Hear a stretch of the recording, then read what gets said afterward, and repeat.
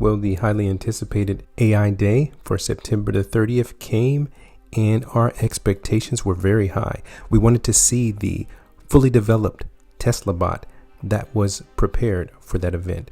What is it that the Tesla bot can see? How in the world does it pick up items? And as well, how is it impacted by the Dojo computer? What type of battery does it have? We're going to talk about this and more in this episode.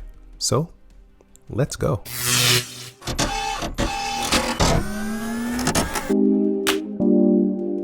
Now, the first bot that was presented was the Bumble C, and we notice the difference between the Bumble C and the Optimus robot by means of the hands. Notice that the Bumble C has black hands, but also the Optimus robot is the later design. The design for the Optimus is a leveraging of all those learnings from Tesla's years of experience making cars.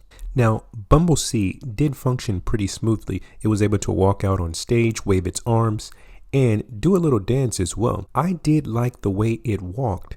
It was a lot smoother than other bots that I have seen in the past. And I like the design as well. Even though it had a few cords coming out of its arms, I did like that. But since this is just a prototype, it was their preparation to start the next version, which is Optimus.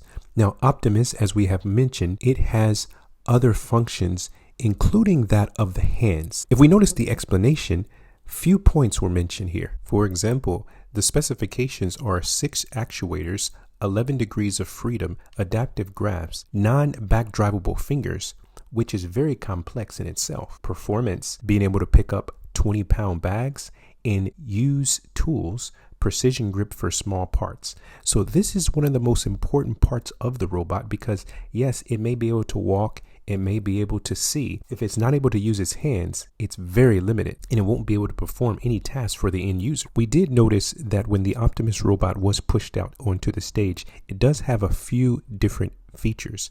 The torso and its limbs are covered with a metal casting and the actuators are actually Tesla built. But it wasn't far enough in development to move on its own, and it was only able to wave its arms. As Musk said frequently over the night, their goal is to produce the robot as quickly as possible and to have it be useful as quickly as possible. Right after that, after going backstage, he did find time to tweet, naturally, there will be a catgirl version of our Optimus robot. So we look forward to having all of these updates in the months to come. I thought that this revealing of the robot really was a step forward because from here on, they can show the robot and they will not have to wait for the next AI Day if they chose to. They can show the progression of how fast they are building the bot. Now, the vision of the bot was very interesting because they're using the same techniques that they have prepared for autopilot. So the robot Optimus has 3 cameras in its face, which allows it to see the world in its particular way. As we notice here in this visual, every section of its visual, it's separated by certain colors, green, white, reds, and this allows it to show what it's actually seeing in real life and how it will be able to perform in real life scenarios. So the robot will come with a battery pack of 2.3 kilowatt hours. If we wanted to compare that to something that we have in our home, most ovens are around 2.3 kilowatts per hour, as well as the electric dishwasher, they're 2 kilowatt hours per load.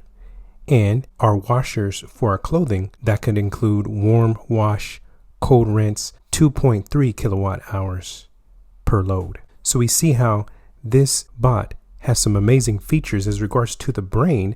The bot's brain has a similar brain to that of the vehicles. Built in with that autopilot, full self-driving capabilities, it can make split-second decisions and also has speaking and audio, security and safety features. But this will do everything that a human brain can.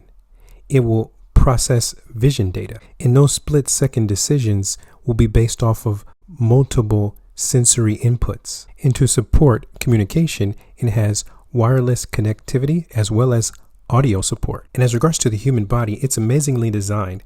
So when we look at the robot, it needs to have actuators to be able to function smoothly and handle certain tasks. This robot has 28 structural actuators and 11 degrees of freedom hands. So it's able to complete certain tasks with ease. Now, what about these actuators? How powerful are they? They got into that as well. Interestingly, the actuators, they're actually designed in a way that each one of the 6 designs are used to be able to perform different tasks. So they did an over-the-air cloud, which provides this information, feeding it to the actuators so they can perform those tasks with precision. So the actuators are basically like these little motors with magnets, input position sensors, output position sensors, non-contact torque sensors, and they're very sophisticated, and they had to hire a whole team to focus in on this task. The linear actuator, as we see here on the right, is very strong, just like the human body.